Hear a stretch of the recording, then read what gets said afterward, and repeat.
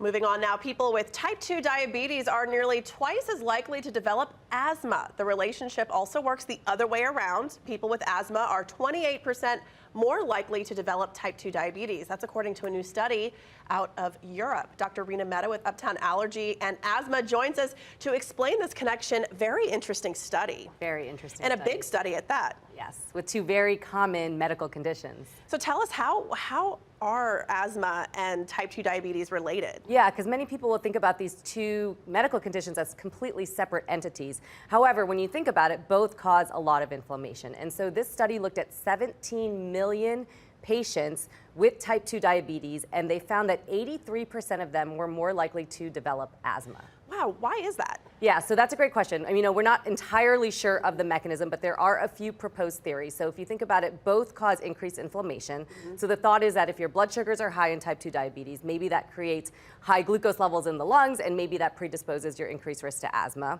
The other thought is that patients with asthma, especially those with severe asthma, often need a lot of steroids to control their asthma. Well, steroids increases your blood glucose levels and puts you at risk for diabetes. That's very interesting that, you see this percentage of people with type 2 diabetes are at risk of maybe developing asthma, but then on the flip side, people with asthma on the risk of developing type 2 diabetes. That's absolutely right. And so if you can screen these patients and try to catch it on the front end, meaning if you are a pre-diabetic, trying to treat your blood glucose levels aggressively so that not only you're fixing the prevalence of diabetes, but you're also trying to prevent the onset of the asthma is really important. So it's telling people, okay, if you're also a diabetic and you're a known diabetic, you got to do everything to control it so that then you don't start developing lung issues and asthma and airway inflammation. And just another thing, what are some symptoms? What are, if there's someone out there with asthma or with type 2 diabetes, what are some things to look for that kind of triggers them to say, hey, you know what, I'm catching this on the front end, let me go into my doctor? Yeah, so in terms of asthma, you start having increased shortness of breath. You start noticing, okay, with exertion, I'm walking upstairs and I'm feeling short of breath, or I'm wheezing, or I'm coughing, and I never really did that before. That is reasons to go see your doctor to see if you might have some airway inflammation, asthma, or some other lung problem.